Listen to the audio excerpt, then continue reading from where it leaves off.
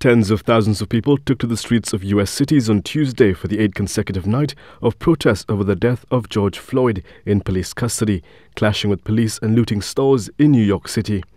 Large marches and rallies also took place in Los Angeles, Philadelphia, Atlanta and Seattle. The night before, at least 5 police officers across the U.S. were injured by gunfire as protesters turned increasingly dangerous to both cops and civilians. The chief of the Las Vegas Police Department said officers confronted protesters outside a casino, where one of his officers was shot in the head. Officers were attempting to get some of the protesters in custody when a shot rang out and our officer went down. The officer was transported to University Medical Center in critical condition. The police chief said a suspect was identified and taken into custody. In another incident on Monday, Vegas police shot and killed a man they said approached officers outside a federal building. At approximately 11:22 p.m., officers encountered a subject who was armed with multiple firearms and appeared to be wearing body armor.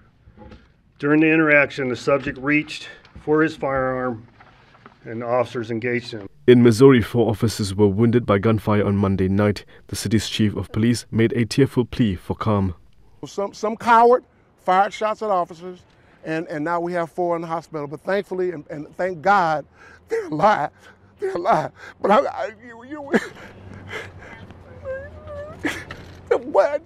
can we make some sense out of this? Can we make some sense out of this? That's all I'm trying to say. Mr. Floyd's death is tragic, but can we make something out of something?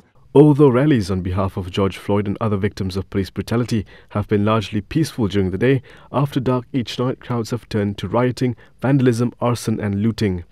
Outside the U.S. Capitol building on Tuesday afternoon, a throng took to one knee, chanting "Silence is violence" and "No justice, no peace," as officers faced them just before the government-imposed curfew. U.S. President Donald Trump has vowed to crack down on what he has called lawlessness by hoodlums and thugs, using the National Guard or even the U.S. military if necessary.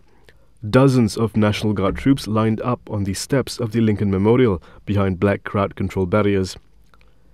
The head of the U.S. National Guard said on Tuesday 18,000 Guard members were assisting local law enforcement in 29 states.